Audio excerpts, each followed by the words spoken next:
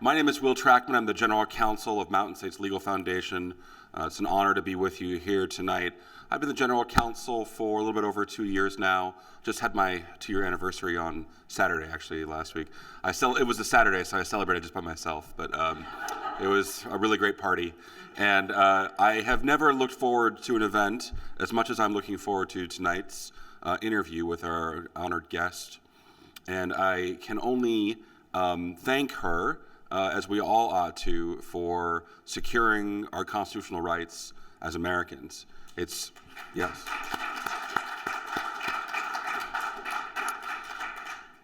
Erin helped litigate the Bruin case last year that went all the way to the Supreme Court, and for what may have seemed like a long year or 2 or 3 for us as we waited for the result in that decision, was actually a longer battle for her that lasted a decade and longer in order to secure those rights.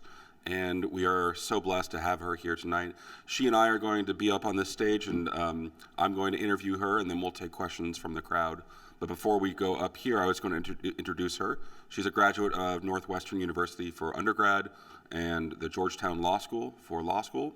She was a Bristow Fellow, which is a very prestigious fellowship with the Department of Justice, and has worked with former Solicitor General Paul Clement at a number of positions around the country. She has been expelled from 2 law firms for her vociferous defense of constitutional rights, and I definitely want to delve deeper into that as we talk. She clerked for Chief Justice John Roberts and is currently one of the named partners with Paul Clement at Murphy and Clement. So please join me in welcoming Erin Murphy.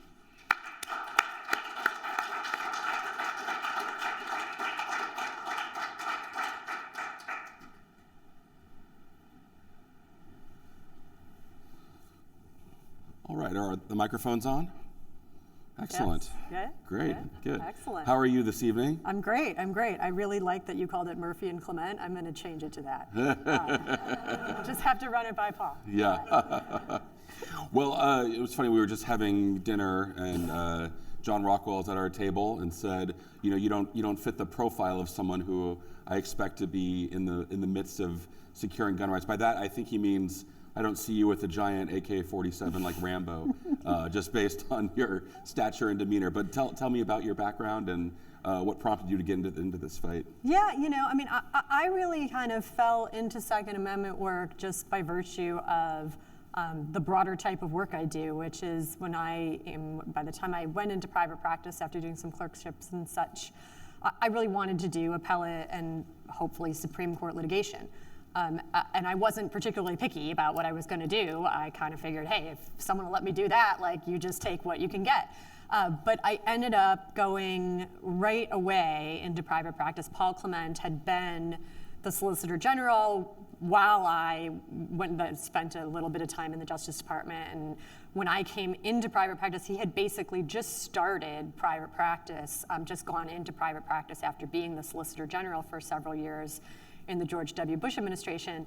And I think he'd been in private practice for about a year and had a very small team. And it was just a great opportunity to get on the ground floor with someone who I was like, I think he's going to do Supreme Court litigation. And when you have clerked at the Supreme Court, you can't actually do any Supreme Court work for 2 years. And so, it takes a little bit of time to actually get to start doing it. But I was doing a lot of appellate work. And when we sort of got expelled from our first firm and went into small law the first time around, it was actually one of the very first things that he asked me to do. He argued Heller, he argued McDonald in private practice on behalf of the NRA, and so the NRA was one of his clients. And we were doing, at the time, basically just writing amicus briefs for them about the standard of review. And just about the question of what should the standard of review be. And at that time, it wasn't even the debate we're having now. It was a debate about strict versus intermediate scrutiny. Nobody was even talking about sort of a whole new text, history, and tradition model. This was before Judge Kavanaugh wrote his opinion about all of that. So it's very, very early days. And I'm brand new, I'm pretty young, and he says, write this amicus brief in this case called Peruta versus City of San Diego. which for those of you who aren't familiar with it is one of the very first cases that presented the exact issue that Bruin ended up deciding over a decade later. But so I'm basically tasked with just like writing an amicus brief about a standard of review, and I was like, well, that's nice, but like I'd like to do a little more.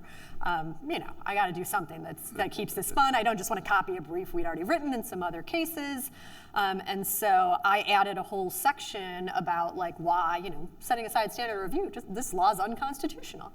And hence sort of began my career as a Second Amendment litigator. We continued to do work for the NRA for a long time. Now we do a lot of work for MSLF. We've got, kind of litigated the whole gamut of it, but none of it came about through, the stereotyping is fair. I am not a gun person. I'm a Constitution person, and whatever you think about the Second Amendment, we have one. And it really offends me that courts think that doesn't matter. I found the work really interesting, and I got pretty passionate about it pretty quickly because I was, frankly, really offended by the way the courts treated this and just kind of really didn't do law when it came to the Second Amendment, which I believe in the rule of law. And if you don't like the law, you change the law. You don't pretend the law doesn't exist. Exactly. Well, I do want to talk about Bruin. I don't know if any of you have seen the movie Encanto, but there's a famous song called We Don't Talk About Bruno. So every time I say that, that song gets stuck in my head. So now let's talk about Bruin. And some of us are not lawyers in the room. No, you don't have to be a lawyer to have a great life, but it helps. But for the folks who are not lawyers, maybe we can start from the ground up and talk about how Bruin got started and then what the ultimate decision was. Sure. So, as probably most of you in this room know, in the vast majority of the country, you can carry firearms. If you're a law-abiding citizen, you can carry firearms. You have to pass a background check, but the background check is like, have you been convicted of a crime? Objective things that look at mental health history, debates to be had about exactly what should be part of that process, but you pass an objective background check and some objective qualifications. And some states you don't even need to do that, but in most of the states in the country, if you're a law-abiding citizen, you can carry a firearm. On the coasts, not so much.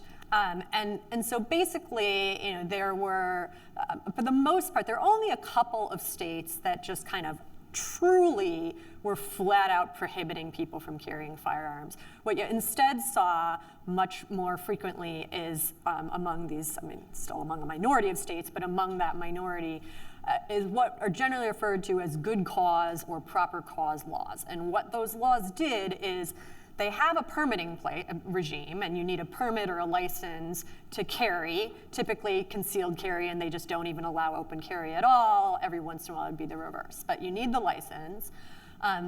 But in addition to those objective qualifications, background check stuff, you needed to prove that you had proper cause or good cause to carry a firearm, which basically meant you needed to document an actual threat to yourself. You really actually need to come in with something like, I have a restraining order against this person.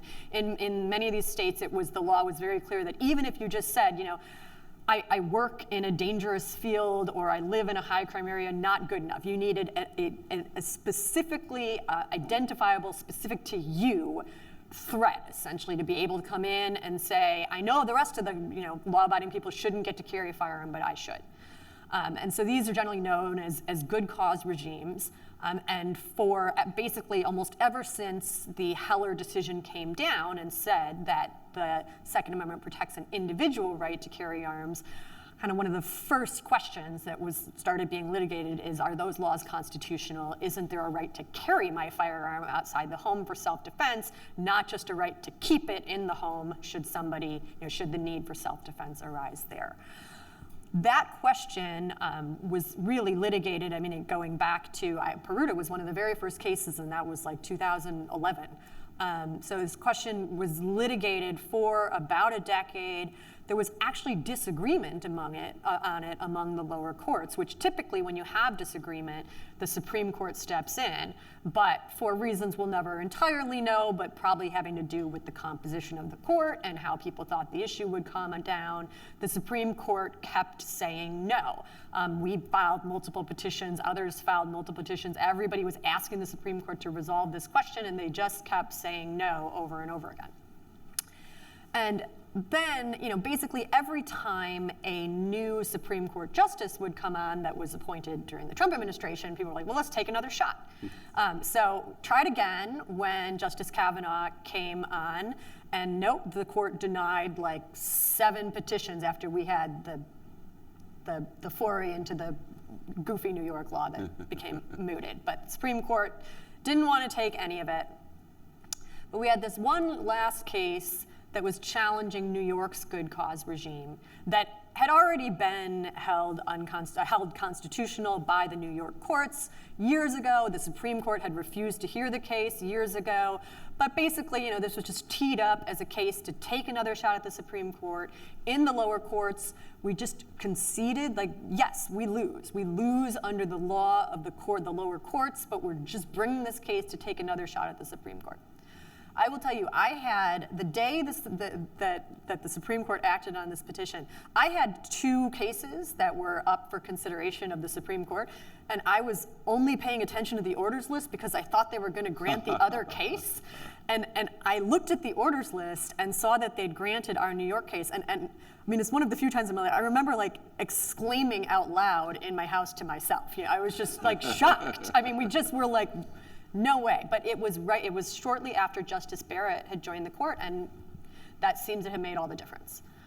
So the court took up this question of whether there's a constitutional right, whether the right to keep and bear arms includes the right to bear arms outside the home for self-defense, and ended up holding that yes indeed, that there is a right to carry firearms outside the home. Really, not like Governor Newsom said this week, he used scare quotes around carry.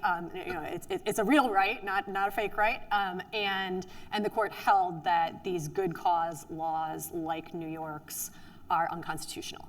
So basically, the court, in every state that had one, to my knowledge, all of them have agreed that those laws are now unconstitutional. So at least we wiped out the good cause, proper cause regimes that were designed to essentially prohibit everybody but a very small minority of people from being able to carry a firearm outside the home. Well, what a trajectory, because you were on these cases over 10 years ago where the Supreme Court says there is a right. And then you have lower courts kind of making it up as they go along, deciding how strong that right is, how weak it is in many cases. And the Supreme Court keeps saying no to resolving these issues. Mountain State's actually filed several amicus briefs in what are called felon dispossession cases, where we found, or I guess other people found, and we supported very sympathetic characters. I think one guy was a felon only because he had tried to smuggle cassette tapes across the border 30 years ago and could never have a gun again. And the Supreme Court rejected certiorari on those.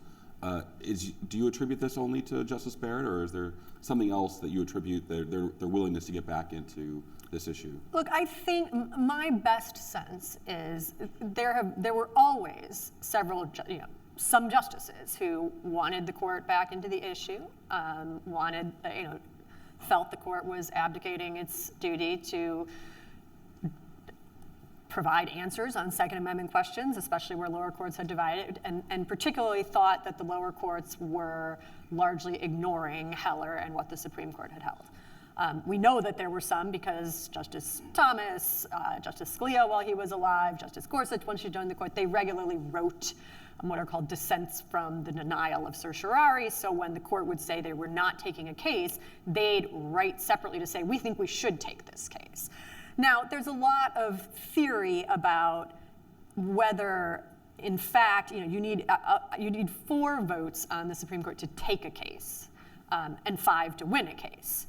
And so, a lot of people believe there may well have even been consistently 4 justices who agreed with us, but they were worried about whether there were 5.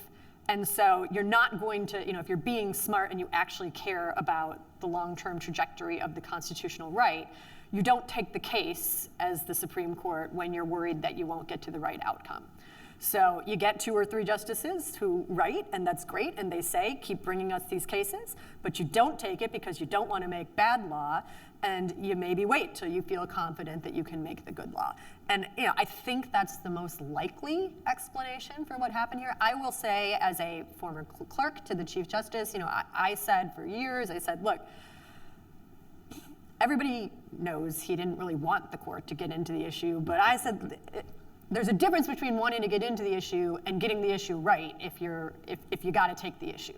And he got the issue right. He was right there with the court when the time came. And I think there were, I believe there were probably 5 of them who would have gotten it right all along. But I understand, and as a litigator on behalf of clients who were hoping to actually win this issue, I can appreciate the court being a little careful and waiting until we had 6 justices who were going to say we were right instead of having to worry about whether we might not even have 5. Well, since you brought up Chief Justice Roberts, indulge me. What was it like clerking for him, and what do you think of his reputation now as someone who's maybe a little bit more willing to vote the other way? Yeah, so I clerked for the Chief Justice very early on. I was probably his 3rd full year on the bench. I also happened to have personally been exceedingly involved in NFIB versus Sebelius. My partner Paul Clement argued that case, the Affordable Care Act case, on behalf of the states, and we were a 2-person team. It was essentially me and Paul. So I wrote all the briefs and did all the work on it. So it all makes for mixed feelings. It's a little tough. I've on the one hand, it was my own case that sort of turned the world against him, and he didn't, accept all. He accepted every argument we made, pretty much. He just decided to resolve the case on one we didn't. This is the Obamacare case. The Obamacare case, but on the other hand, I think that the Chief Justice, I appreciate that he takes seriously the idea that as the Chief Justice, your vote may still just be one vote, but you do have a different responsibility when it comes to sort of thinking about steering the court and thinking about the court as an institution. I may not always agree with where that takes it, but I think he really believes I don't think it's I'm just doing a bunch of stuff because I really want the press to think nice things about me. I think he does what he thinks is right. He's made a lot of hard votes over the years. He wrote the dissent in Obergefell. I can't tell you how many people told me he would never dissent in Obergefell because he wants to be on the right side of history. And I said, just you wait. I think he thinks the right side of history is actually the law. But he gets a lot of flack because the right thinks he's not far enough right, the left thinks he's not far enough left. Essentially, nobody likes him. But that's sort of his lot in life. That dissent, in Obergefell, we've gone back to it a few times because we're litigating some of the wedding services type cases. So Obergefell is the decision that decided on a 5-4 basis that gay marriage is a constitutional right.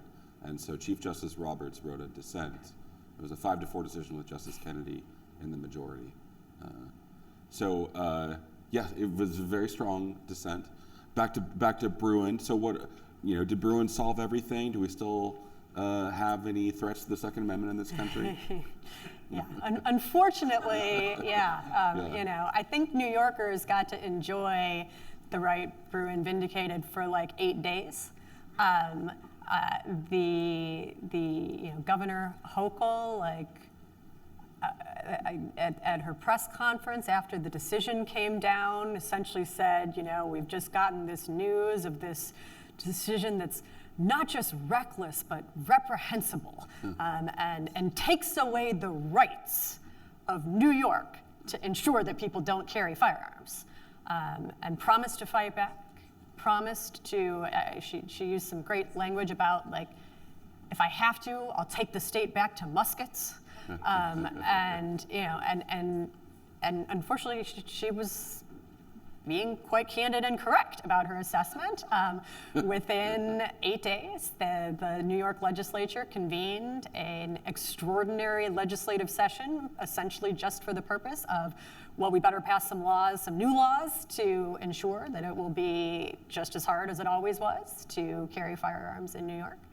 And they proceeded to pass a law that has basically two components. One, as some of you may have heard about, these sort of sensitive places laws that are cropping up now, where you essentially declare like the whole state a sensitive place. So Bruin, the Supreme Court said in Bruin that there's a doctrine, which we always agreed, that there's a doctrine that says that the government can prohibit carrying firearms in sensitive places.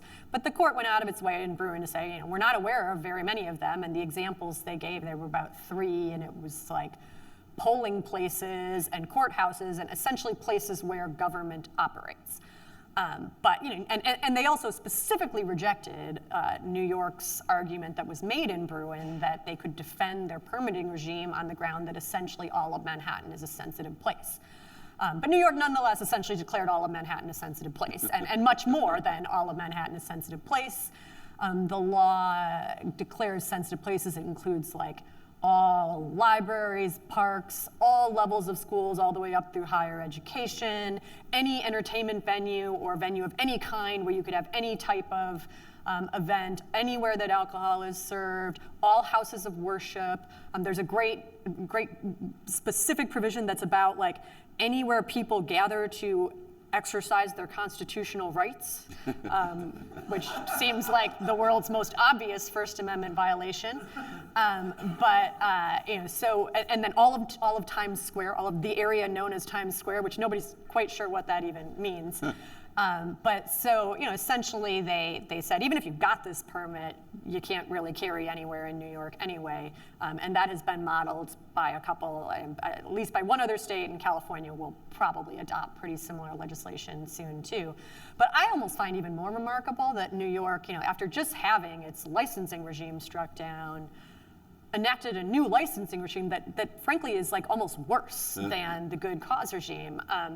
It has, of course, you've got to take like 1 million hours of training that you have to personally pay for and pay all these fees and all of that and these elaborate applications. But you also have to provide, I think it's 4 character references who will attest that you have good moral character.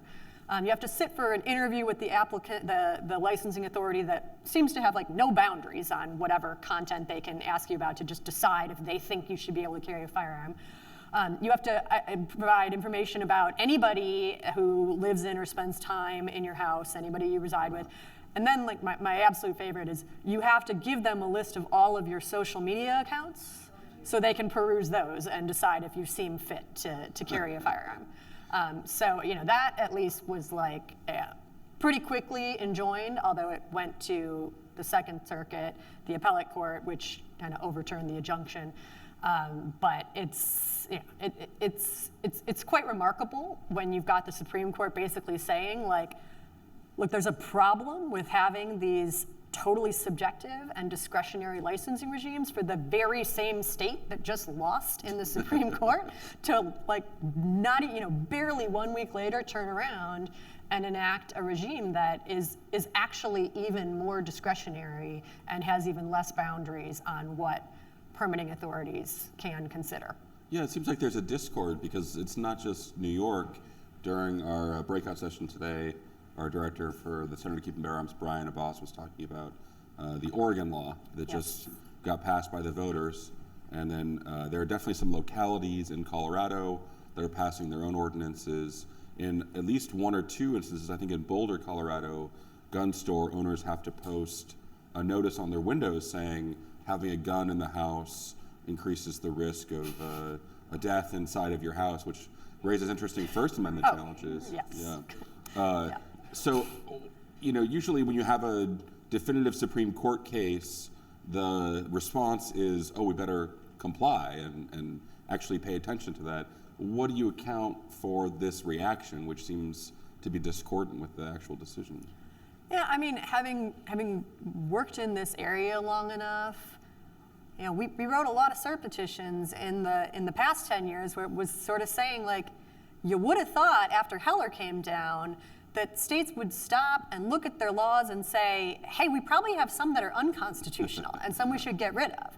But instead, basically, the right states didn't have those, and the wrong states didn't care that they had them, and instead viewed it as, well, we don't think this right exists, so we better pass some more laws to make sure people can't exercise it.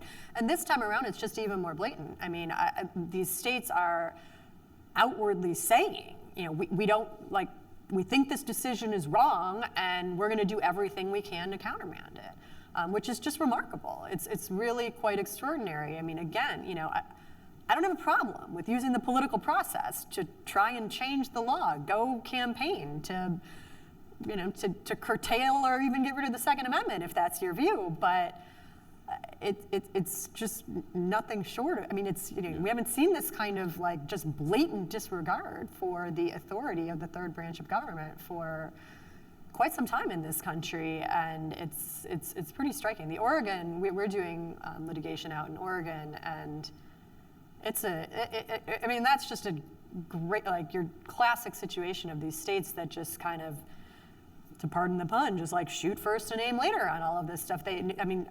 Oregon passed a law. It's a permit. You are now required to get a permit to even purchase a firearm in Oregon. So you can't get a firearm at all unless you have this permit. The regime requires you to get this permit, you have to take 2 specific types of classes, and they have to be certified and approved by the state. You also have to pass an Oregon state-specific background check. Oregon there are no classes. It has certified no classes. It has no plans to offer any classes. It is relying on private industry to create the classes. There isn't even any criteria or ability to certify these classes right now. And they have no process in place for doing a background check. Yet they decided to put the regime into place immediately. And so, they get sued. And of course, even their own lawyers showed up in court and were like,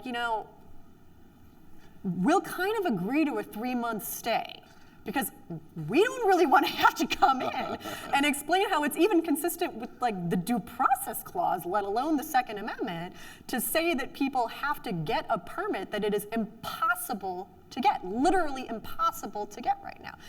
You've got police chiefs, sheriff's associates, everybody, all of the law enforcement out in Oregon says, we will not enforce this law. We cannot enforce this law. We don't have the means to enforce this law. And so basically the state was forced itself to back down, in court at least, from what was clearly a position taken for purely political reasons, trying to put the permitting regime in effect immediately. But that is what we're still dealing with, and in some respects, some of it has just gotten kind of more aggressive in the wake of Bruin instead of less. But your victory in Bruin is cross-applicable to the Oregon statute, right? So that you can use Bruin as a sword to strike that down. Yes, absolutely. So we are litigating these cases in a variety of states. A very new aggressive law passed by Illinois, and a lot of these laws are being challenged. Obviously on Second Amendment grounds. Many of them have First Amendment problems, even due process problems, just a variety of constitutional problems.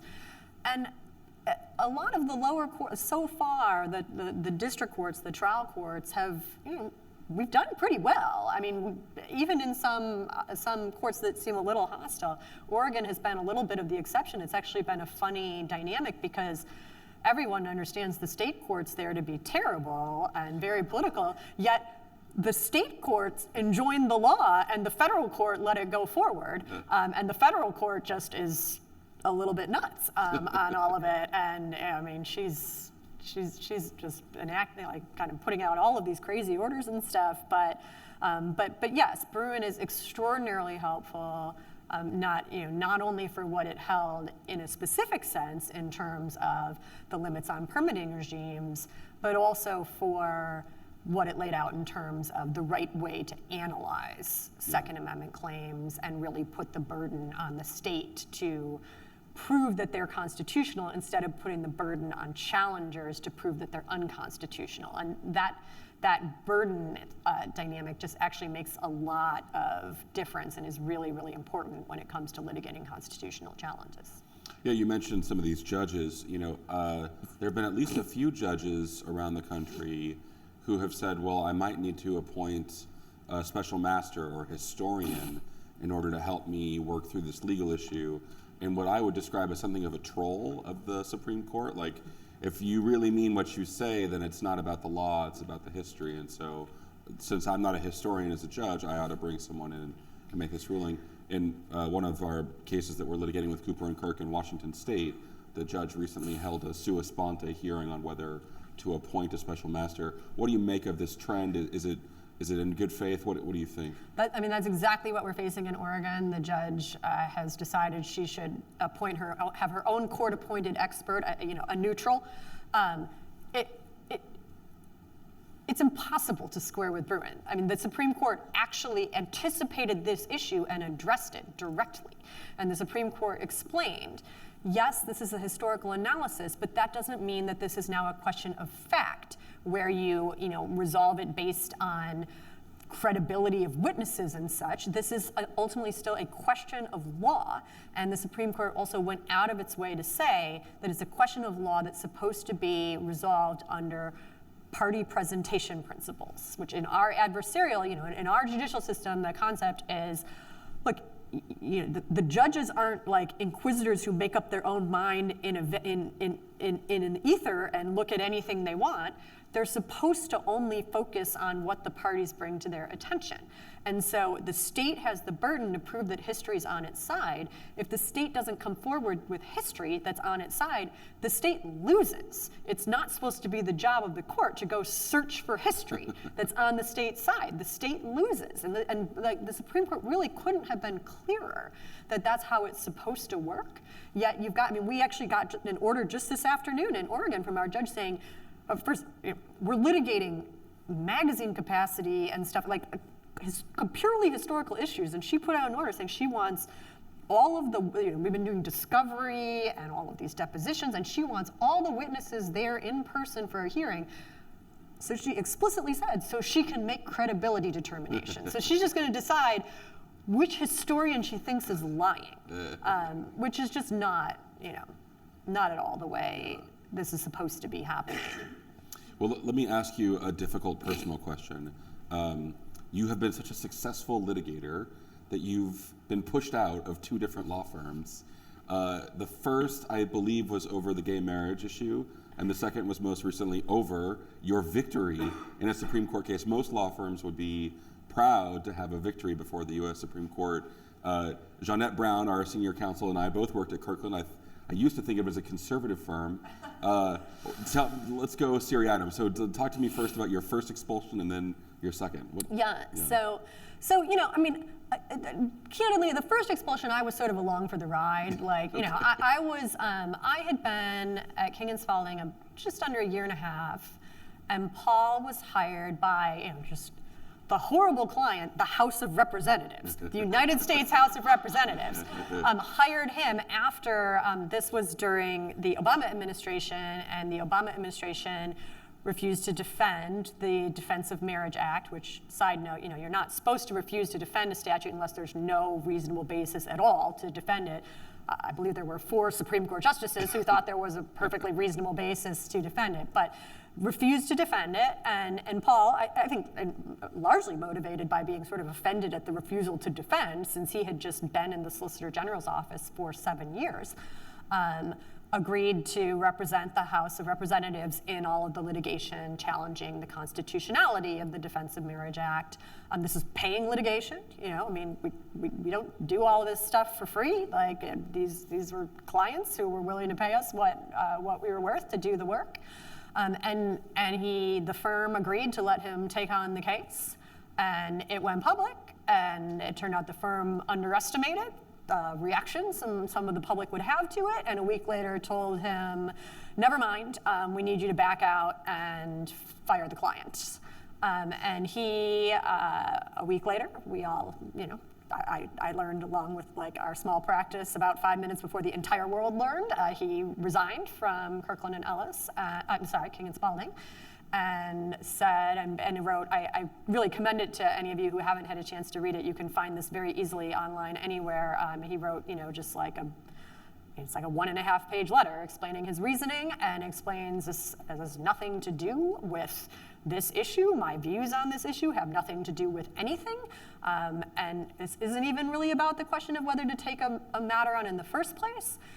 Once you've taken on a matter, you don't abandon your clients and fire them because they're unpopular and people pressure you to. And kind of where does it end once you agree to that?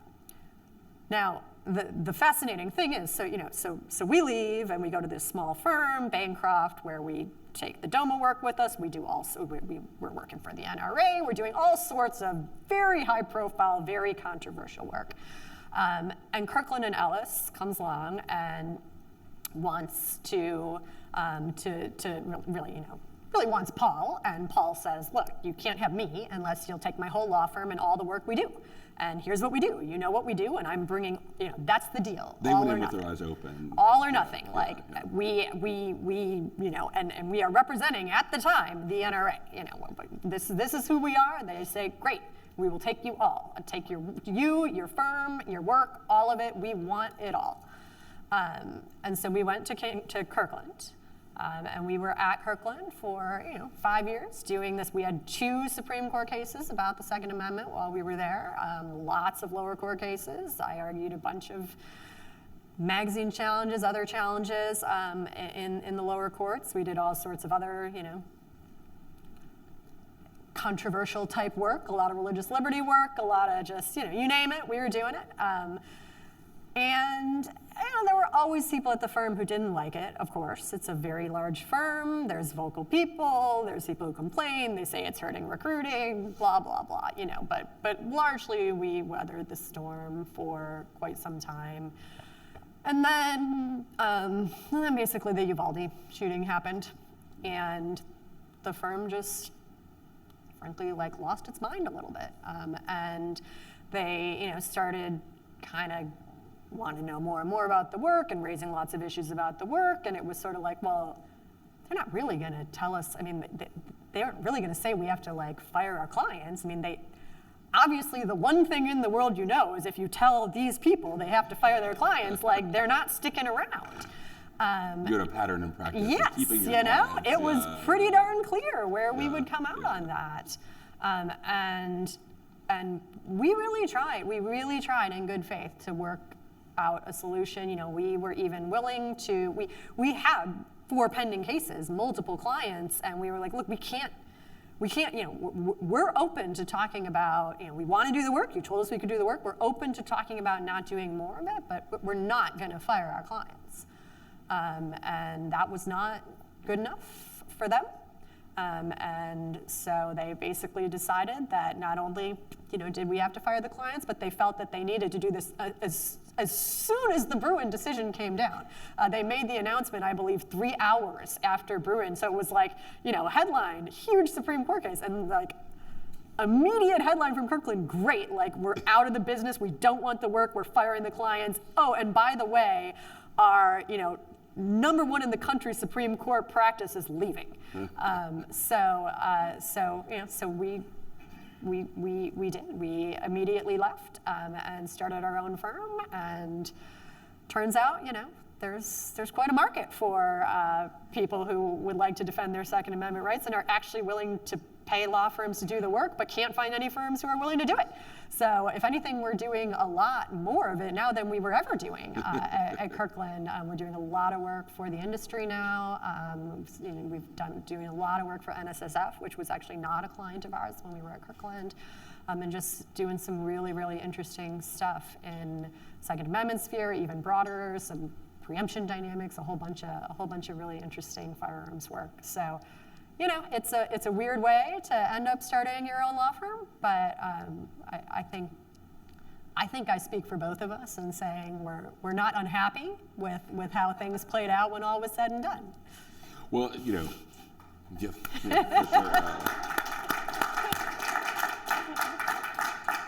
when I get pushed out of a job, I don't hit the ground running. I take a few weeks maybe sulk a little bit, but you're already a successful firm, Clement and Murphy, although we can call it Murphy and Clement here tonight. That you've got 14 litigators, is that right? And you already have some Supreme Court cases this term. Yeah, sure. Yeah, no, I mean, the wonderful thing to me is, wholly apart from the Second Amendment work, because we're actually not cause litigators. We're not conservative cause litigators. We're not any kind of. We're just lawyers. We just do Supreme Court work and appellate work, and we do all of it. We really like this work, and it's a lot of constitutional work is a good chunk of our docket, just because we find it really interesting. Frankly, occasionally we play against type and do cases that are a little bit on the other side of stuff. We just really enjoy constitutional law and difficult legal issues. So we have always, this is not even like half of our work. I mean, it's probably not even a third of our work. And so the interesting thing, when you've got a firm telling you, hey, we have to push you out because we have all these clients who are just, you just can't have this kind of work at a firm that represents all these companies. You're like, okay, well, let's see what happens. Yeah. Let's see if IBM and Meta and Comcast and all of these companies that were our clients that are hardly, like bastions for conservatism, feel like they can't come with us once we leave Kirkland and Ellis to have a firm where we do Second Amendment work. 100% of our clients came with us. 100%. All, even clients that just like, it's a good thing to see. I mean, this is companies that came to us through Kirkland, that we were like, oh, I'm sure we won't keep that work. And so it really just, to me, shows, it makes it that much more disappointing that Kirkland wouldn't kind of stand up about it, because when push comes to shove, everybody wants not to say we're the best, but people want the best representation, and they don't really care. They don't really care about any of the rest of it. Everybody talks about all of these other values until it's their money on the line or their rights on the line, and then they just say, we just want the best people, and we don't really care what else they do, and all of that. And that has proven very, very true for us, and we have an absolutely robust practice of normal work still, and we have lawyers at our firm. We have actual diversity of thought at our firm. It's not like 14 conservative, gun-toting Second Amendment fans. Like we actually have some people who refuse to do the work, but they don't mind working at a firm that does it. They are people who like law and believe in kind of the norms of the profession and being somewhere that actually stands by them. And so it's really fun to work with people like that who think differently and have different political views and different ideological persuasions, but actually can get along with people and think like you're not evil because you do this work, even if I'm not someone who likes guns. So it's been a lot of fun. Wonderful. So in a second, I want to open it to questions from the crowd. I have a few questions before we do that. One is, do you ever take a moment to reflect on the fact that people's lives are different because of the work that you do and the impact that you've actually had on the country? Probably not as many as I should. I mean, there's always the next case, Okay. But no, it really is rewarding, and you guys probably get more insight into this sometimes than I do. I mean, we have a lot of, don't get me wrong, I really, I enjoy the issues and I enjoy doing them for lots of clients, and corporate clients can be great, and it's really rewarding and fun to do interesting stuff, but there's nothing like doing cases that really deal with individuals that help put that into perspective. I mean, one of the cases we had at the Supreme Court last year was Kennedy versus Bremerton School District, the case about the football coach, the high school football coach who was fired for praying on the 50-yard line after games. And I mean, I spent a lot of time with Coach Kennedy, and when you get those opportunities to really know the people, that all this, by the time you get to the Supreme Court, a lot of it's just very abstract principles of law. Most people probably couldn't even tell you the names of the plaintiffs who were involved in the Bruen case. There were actually individuals, not just the New York State Rifle and Pistol Association. They just sort of fall by the wayside, so it's easy to forget. It's easy to lose sight of, but these cases happen and these rights get vindicated because there are real people out there who are willing to put themselves on the line and kind of put themselves in the spotlight in ways that are not always fun, and can, that produce a lot of just difficulty in their life. And so it is nice when you have the opportunity to, have people who remind you that these things matter in day-to-day life. So we filed a brief in support of the Kennedy case. Just thank you for litigating that to the Supreme Court. My favorite example from the oral argument in that case was, if you're going to bar the football coach from praying after the game, are you going to prevent the kicker from crossing himself before the field goal attempt? And I thought, it's a slippery slope once you start barring people from praying to God. Sure is. So you're a court watcher generally. We're involved in a lot of cases. We've filed some briefs in the Harvard and UNC case, and then some of the speech cases like 303 Creative. Pull out your crystal ball for me. Tell me what you think the rest of the term is going to entail. I feel like the big cases, I feel pretty good about them. I feel good about the affirmative action case from the perspective of folks who think that the school's programs are unconstitutional. I think the challengers are likely to prevail there. It may not be the world's broadest decision, but I think they will prevail. I feel good about 303 Creative the party 303 Creative in the 303 Creative case, and about vindicating the First Amendment rights of, and really there it's principally the free speech rights of people to not convey messages they disagree with, even if those are messages that a lot of people today would like them to agree with. This is a I should have said this is a website designer who's being forced to develop websites for same-sex weddings against her speech on religious rights, and that case is currently before the Supreme Court. You think your old boss will vote the right direction in both those cases? I do. Oh, I do. Right. One thing that anybody will say about Chief Justice Roberts is he has been one of the most vocal justices about race-based distinctions right from the get-go. Yeah. Some of his earliest decisions on the court were really calling into question the constitutionality of them. He's been really on the kind of pro-equal protection side, as I think of it, in basically all of those cases. So I think he's actually been kind of a leader of the charge in that area. Now that he may still be happy to see a decision that's a little narrower versus a little broader, but I would be very surprised to see him end up on the school's side of those cases. He has the famous quote, "The way to stop discrimination on the basis of race is to stop discriminating on the basis of race." He does. A favorite of ours, yeah. He has a way with words. Yeah. Well, that's fantastic. I'm so thankful you're able to join us. I do want to take questions from the crowd, if you'll indulge us for a few more moments. So the people in the room know that I tend to be a little bit optimistic in the way that I look at things. And so sometimes when I read what the court has written, my heart soars or my heart sinks because of the beautiful way that they have very clearly stated a statement, clearly stated a holding. And I think that Justice Thomas did that in Bruin. He was no holds barred. He was very clear and still just made my heart soar. So my question to you is, as someone who worked so long and so hard on this case, what made your heart soar about what Justice Thomas wrote? So, the thing that was such a vindication is, honestly, if you're just doing law at all, this was never hard. It was not hard. And it was not hard from the start when you were focusing on Heller and the text. But I will tell you, I had one of the first cases where history really started popping up. And this was back in the DC District Court. Nobody was doing history yet that much. And it was, to their credit, it was like the Everytown, which is this group that does a bunch of amicus briefs on the other side, trying to promote gun control, and they came in with this historian's brief with all of these laws and stuff in here. Nobody had done any of this yet, so there's no academic writing. So I just have to read these laws myself and figure out what are they talking about? Are they actually on point?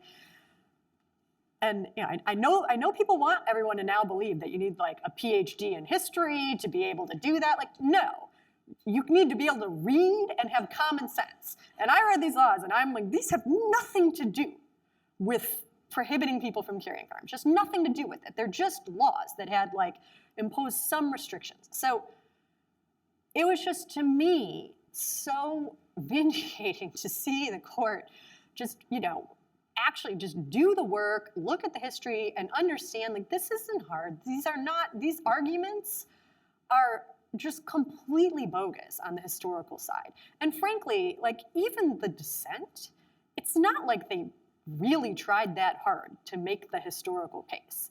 I mean, I think if you look across Bruen and Dobbs, the dissents all but admit, like, yeah, you know what, we kind of lose under that test, so we're now going to try and change the test and tell you nobody can read history except for, people who have PhDs. So I really just, to me, the court showing, like, no, you can do this, we can all do this, we can all read, we're all intelligent people, and this isn't that hard. After just banging my head against the wall with a lot of lower courts for so long, it's a really wonderful thing to finally accomplish. Question over here.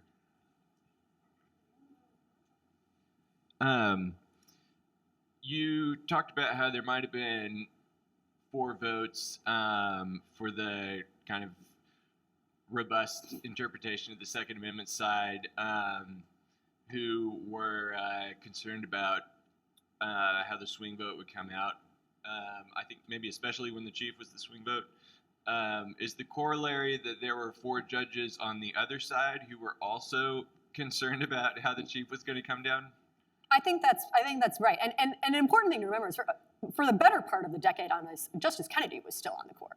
So, you really had a swing vote on the court. I mean, he was the 5th vote in Heller, and so you're still relying on him all the way up until, 18 when he retired. So that's exactly, if anyone felt confident, then the other side would have forced the issue up and then, like, we'll get the 5. But I think that during the time up until basically Justice Ginsburg's passing, that you really had kind of a solid 4 on the left, they didn't feel confident that if they forced the issue, they'd get a good decision either. So it was a little bit of, kind of game theory on both sides, that I don't think anybody wanted the issue up at the court until one side or the other felt sufficiently confident about how it would come out. Judge Barrett, then Judge Barrett, had written about this issue when she was still an appellate court judge. Yeah, both she and Justice Kavanaugh, while they were on the lower courts, had written very good decisions about Second Amendment issues, which is why, like, I think a lot of us thought that there was a decent chance the court was, before Justice Barrett joined, when Justice Kavanaugh was there, in that brief moment after the first New York case was dismissed as moot, that they'd take up this issue then, because once Justice Kavanaugh was there, then it really was just left as, is the chief a swing vote? But, I guess there was just either enough uncertainty, or they just didn't want to turn around and take another case immediately after the one that was mooted out. But whatever may have happened, they had literally denied cert on like 6 petitions raising this issue less than a year before they granted the Bruen case. This may be an unfair question for you, but do you have a theory about the leaker in Dobbs? I really don't. I mean, I think the conventional wisdom among clerks and court watchers probably still is, and certainly was for quite some time, that it was a liberal clerk. Now, that said, if it was, I sort of thought they'd out themselves, because, like, they'd want the benefit of it once they were gone from the court, and that clearly hasn't happened. Now, it doesn't mean that it isn't still someone, and that they aren't just kind of like, ooh, maybe I underestimated the extent to which actually most employers in the world don't think that says great things about, your prospects as a loyal employee. But so I think, like, partly because no one's come forward, I think there's a little, like, movement toward the theory that, like, no, maybe it was a justice. I have a hard time believing that. I really do. I mean, and maybe it's just because I don't want to believe it, because that would just be, I don't know how you can be part of that institution and have, be serious about being part of it and having taken that oath if you'd be willing to do something like that. So I have a hard time understanding how a clerk could do that. As a former clerk, it's extraordinarily damaging to all clerks out there forever. So I don't want to believe it. And then that leaves probably the thing that would make everybody feel the best if it was actually somebody kind of tertiary, like the spouse or the roommate or whoever who managed to get their hands on it. Somebody who doesn't have those duties of loyalty. And I'd feel the best if that's what it was. In my heart of hearts, I do not want to believe. I don't want to believe it of any of the justices, and I'd hope that a clerk wouldn't really do that. But when it comes to a couple of these issues, people do sort of lose their minds. The Dobbs case, the abortion case, the one that overruled Roe. Last May, the outlet Politico got a hold of the draft decision in the abortion case. Yeah. Well, my theory is something like that. It's the roommate or and that would the actually partygoer. explain why, it'd make it a little easier to explain why the court hasn't found the person, because they have a little less ability to grill people who are not employees for the court. I thought it was funny when they took affidavits from some of the clerks. They admitted that they told their spouses, which is itself a breach. And but I can say this, I don't have a spouse, so it's not me who's admitting to anything here. There were plenty of clerks, my term, who clearly were sharing lots of information with their spouses, and even with some people that, I'd be a little like, you just told him about this, So I don't have a difficult time believing that people are not quite as good as they should be at keeping the confidences about sort of the results and stuff, but I can't fathom anybody I clerked with showing their spouse a draft opinion. But in my day, it's not like I'm that old, but at least back when I was clerking, we didn't even have laptops or anything. We couldn't take things. Nobody was policing it, but you had no reason to take anything out of the building. The only thing we were allowed to take out of the building was the physical briefs that were in the hardbound copies. We didn't have laptops, so you couldn't work at home anyway. So there was really no point in taking things home. So, not only would you clearly weren't allowed to take a draft opinion out of the court, but it would have been sort of pointless. You just would never, you didn't work outside the court. That was one of the best things about clerking in a good way is you couldn't work from home. I remember I was clerking the year Obama got inaugurated, and we got a 4-day weekend out of it because no one was allowed to go to the building, and you couldn't work. There's nothing you could do if you couldn't go to the court back then. So you talked about just these handful of states that are bringing these new regulatory regimes. Is that the threat for the foreseeable future, or is there something else coming down the pike that we need to be on the forefront of and thinking about outside of just what some crazy Democrat governor and legislature is going to do? I think there's a lot of that. Obviously, there's also things that the federal executive branch can do and has been doing things through aggressive rulemakings. The other piece of the law that of what states are doing that gets a little lost because, understandably, people focus a lot on the rights of the individuals. About 20 years ago, I don't know if some of you may remember, there was this effort to basically bring a bunch of public nuisance litigation to try and bankrupt the firearms industry. There is a new movement to resuscitate that. And so it's some of the same states, but the states are passing these laws to try to find their way. What ended up killing it 20 years ago is Congress passed a federal law, the Protection and Lawful Commerce in Arms Act, that says you can't bring these kind of lawsuits. And the states, New York, of course, started this all. They think they've come up with a clever workaround.